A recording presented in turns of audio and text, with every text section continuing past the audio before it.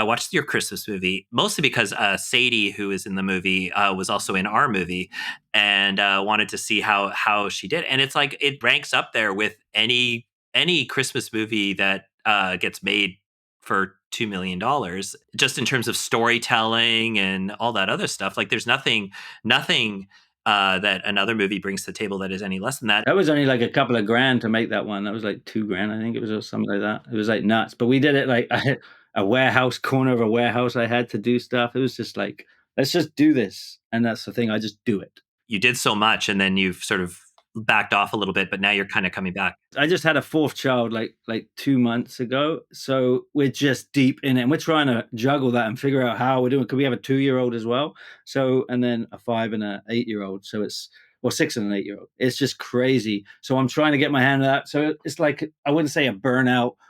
It's more like a regroup, refresh, because I got a bunch of stuff coming. But even me on my slow time, I brought out Freakies, Belladonna, and Bigfoot Country 2. And that was me on my downtime. So I brought out 3 movies on a downtime, and I didn't even think about making Belladonna. That just happened, and that was a fun one to make. Life for Life hasn't released yet. That's with Sadie as well. Sadie stars in that movie. That's not even released yet. I've been slowly. It's about a year and a half now since that one, but that one's been put back because Halloween came, and I wanted to get the Halloween movies out. So it was always a side movie, but it's one of my better movies. I would say it's action packed, and it's fun. So it's an action movie, which was really cool. Yeah. Well, it's so fascinating because it's like, gosh, how many filmmakers I talk to who, from idea to finish, if it ever gets finished, is like 3 to 5 years. So what would the turnaround be for you? Like, from idea to like it's up on YouTube? So Bigfoot Country was 2 months. That was a 2 month, like basically from start writing. I didn't write the whole thing. I wrote the idea, and then we kind of created it as we went. And Mermaid Isle was 2 months. The quickest was Belladonna. That was about a month and a half from, because I made that for YouTube, and that's actually releasing soon on platforms, Halloweenish. That was really fun. Do you have any influences in this, or do you have any like people that you sort of have mentored you, even if not like in person, but just I have an idea of one that might be there, but I don't know if this is true or not. Is Roger Corman kind of like this feels very Roger Corman-y? Yeah, yeah, I've had that come up a lot. I don't really kind of like. I have films that inspire me to like Gremlins inspired Freakies, things like that, like World War II movie. I just always been a fan of World War II movies, so I just like, let's do it. Everyone's like, no, you're never going to be able to do that. Like, why not? Let's do it. So I did it, and it's fun. It was a fun, awesome movie.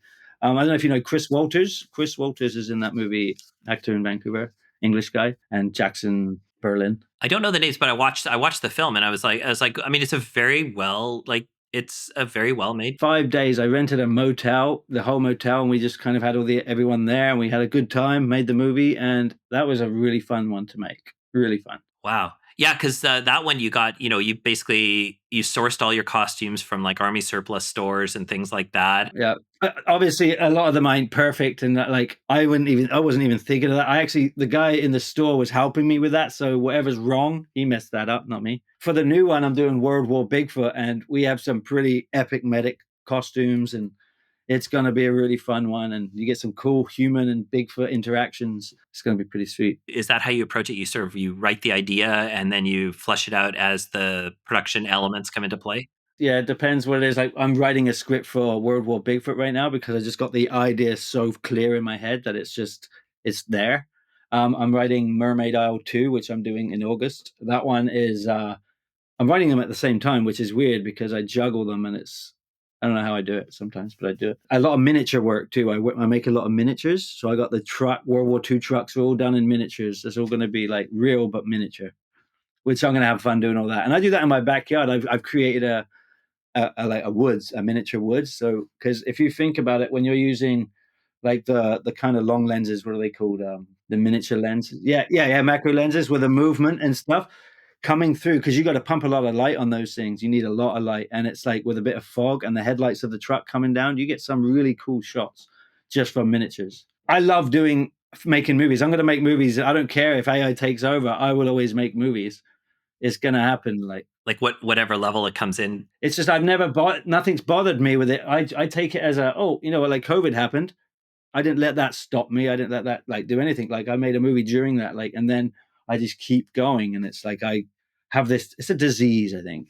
Some people call it it's either a disease or it's like it's a manic addiction or something like that, where it's like I if I'm not creating something else.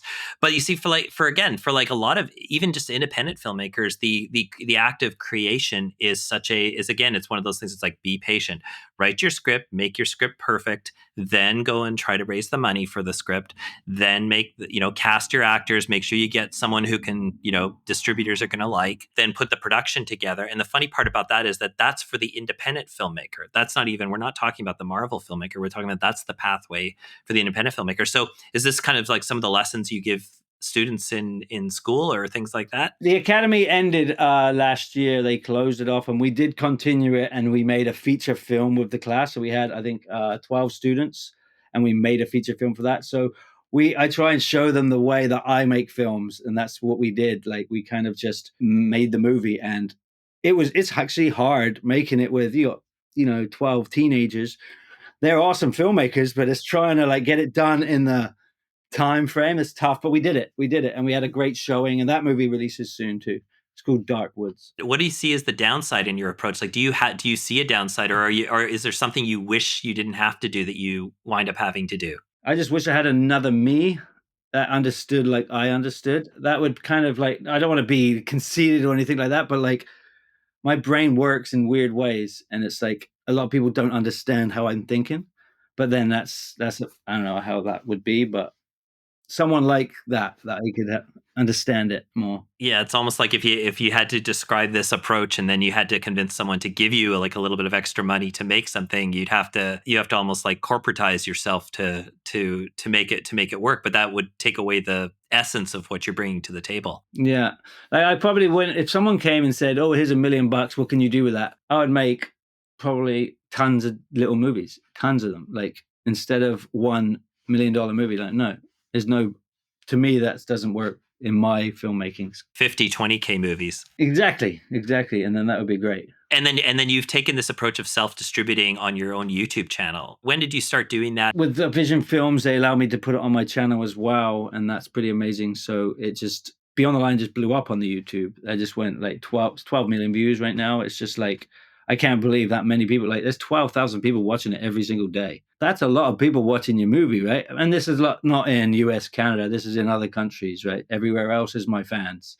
My fans aren't here, but that's okay. That's okay. How do you communicate with your fans, or do you communicate with them, or is it just through the movies? Every time they comment, so I get, I don't know, there's a lot of comments that comes in, so I'm always talking. You got haters, you got lovers, you got everybody. I'm like, I talk to them all. Like I talk to them all. Like I know they're not for everybody, these movies, but then they're not for everybody. I'm not making them for everybody. I'm making for the person that likes it. That's the person I'm making it for. My first negative comment was, "I hope the director dies." That was the first one I read, and I was like, "Oh, that hit me." And I was like, "Why would someone say that?" Because I didn't know anything really about the social media stuff. I let that just whatever, and then it grew. I get haters, I get people that love it. Like it's just you get everything, and it's just embrace it all because the haters start conversations, and that's what you want. And maybe you find that some of the haters inspire people who like watch it and go like, "No, this is effing great," or whatever it is, and then someone else says, "That's what I loved about it." Yeah, back to your question when you said, "What would I need? What would I want in like on a set or whatever?" It would be behind the scenes, guys.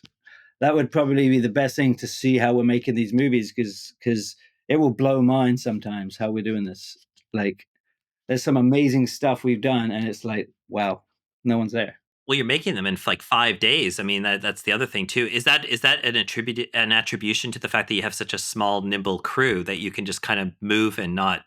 When I was doing 3 Hours Till Dead, it was like there was a scene in the barn, and the house was not that far. It was like a little walk. It was just one shot in the barn. I could have just got that with the actor, boom, boom, go. But everyone was coming. They were waiting for everybody, all the makeup artists and all this. It's like this is not needed. It's not needed, right? It's not needed. And it was a little arguments and stuff, but it was like it's literally not needed. So as they were waiting for it, I just went and done it and got it. And by the time everyone got there, I did the shot and I walked back. And we're like, we're done. Move up, move up. This is where I need. Like, it's hard to understand what's going on in here, and that's what my biggest battle is trying to get my stuff out. Like you've got what you want in there, and you're like, no, no, we're good. We're good to. And a lot of actors are really cool at the fast filmmaking. It's awesome. It's fun. They get to make up a lot of lines themselves and like actually do some acting and stuff. So it works out really well. It would be more romantic if they stayed together. The door would not stay afloat. It's a movie, not a documentary. Are you insane, bro? It was a real life tragedy. Why are you so obsessed with tragedy? Here's an idea. Why don't the two of you take your hot takes to Pelleplat? They're holding a contest for people like you. Plus, there's cash prizes.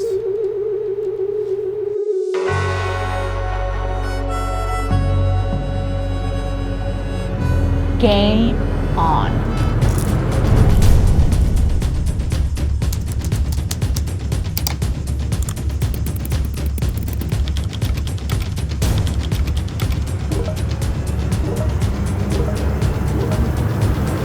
So, who won? Straight away. We both won. Yeah, we found our people.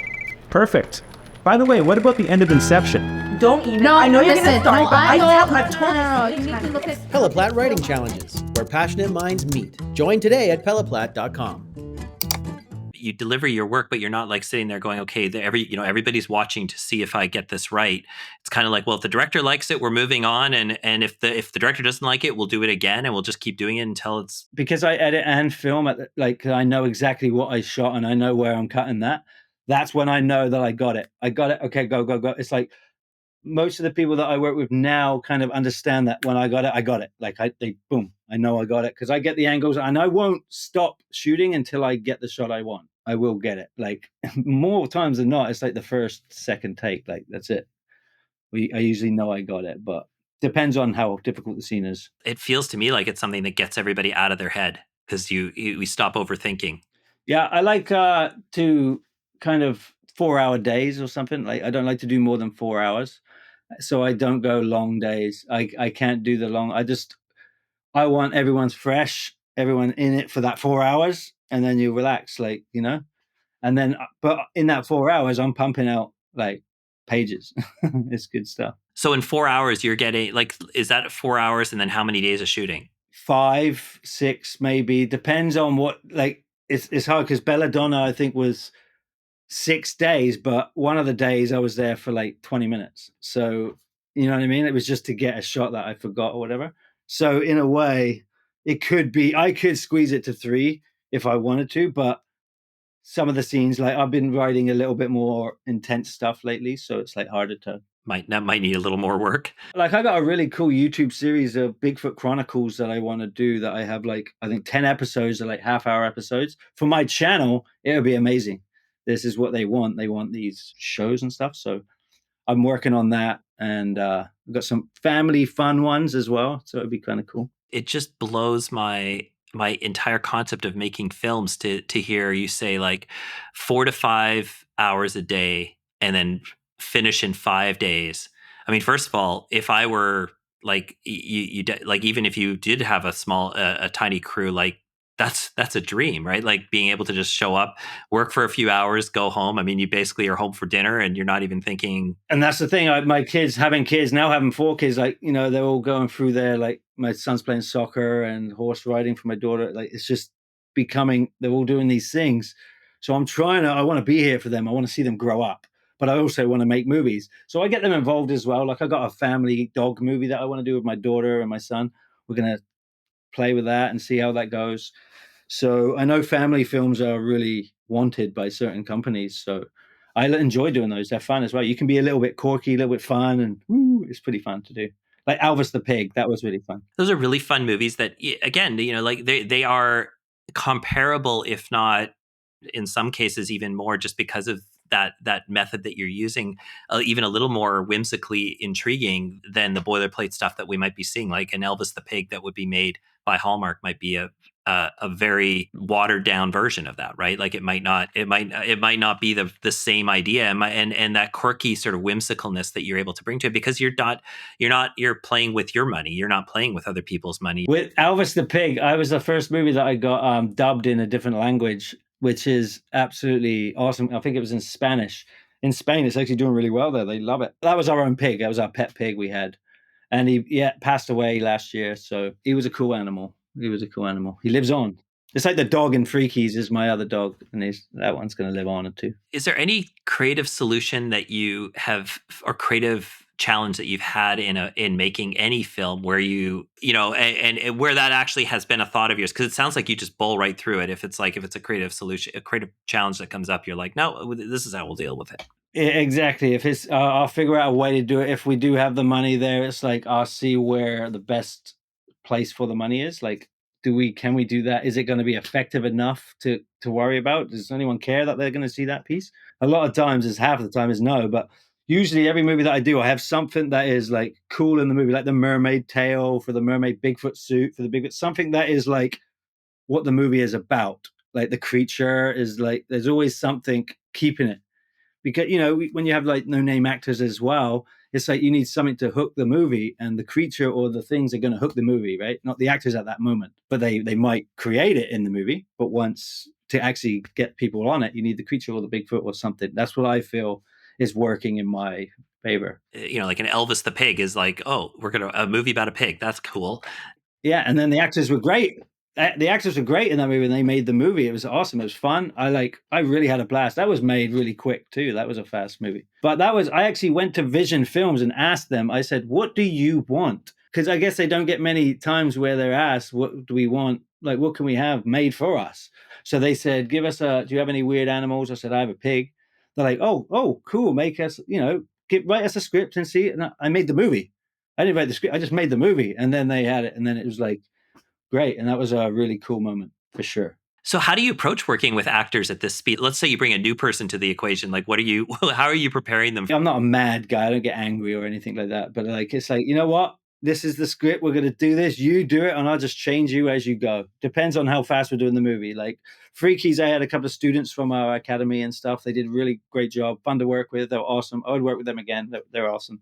It's just that I just kind of whoever I like. Jason Benson. Do you know Jason Benson in Vancouver? He's starring in the Bigfoot World War Bigfoot. He's going to be my main medic soldier, and like I've worked with him in Life for Life, Freakies he was in, and we just have this cool relationship. So it's like, hey, you want to do it? Let's do it. We're going to be getting other actors for that movie, but it's just he's locked in because I get along, we work together, he understands, and we can make it fun. It's about having fun too. Yeah, well, that's exactly what it sounds like. It sounds like it's like, let's make movie making fun, right? Like it is really. So like, I'm just trying to think like, okay, so on your crew, you're going to have your makeup artist. It depends on what movie it is. Yeah. Are you making those puppets too, or is someone else making that? Isabel Paulu, makeup artist in Vancouver. She made that one, and she worked on 3 Hours of Dead, Beyond the Line, a bunch of my movies. So whenever I get something cool, I offer her if she wants to do it, and she made that amazing Freaky, which was awesome. I remember the day getting it, and it was just like she brought it out, and it was like, wow, this is like coolest thing. Who are the people that need to be on set with you? I have like the last movie I had a couple of students that were just I'm teaching as well. Like they kind of helped out really well. Basically an AC, just being there just to help me out, and they even shot some shots as well, some BTS as well. So one guy just to basically be there, and then the actors. That's what I have for Freakies. I didn't have anyone else. It was just me and one guy. But it depends on the movie I'm doing. Like Mermaid Isle, we have a little budget for that movie, so we're gonna have a little crew, and it's gonna be really fun to do. World War Bigfoot. Hopefully, we get the budget from Vision, which would be great. If not, I'm making it anyway. Right. Yeah, you know how to make it without anybody's money, but if you get some money. Exactly. So I got a really good idea. Their help would just make it easier in a way. Still going to get made the same way, but just yeah, and might not even be like there might not even be a better or a worse version of this. It just might be this is the version that could get made. Yeah, I have a style, just the way I do it, and I haven't changed. I've been don't make movies, don't this, don't that. I've been hearing it a lot of my whole life. You can't do this, can't. It's like that over the head, and I just do it because I love it, and then I get to enjoy my family doing it as well. My wife like acts and stuff, and like it's fun.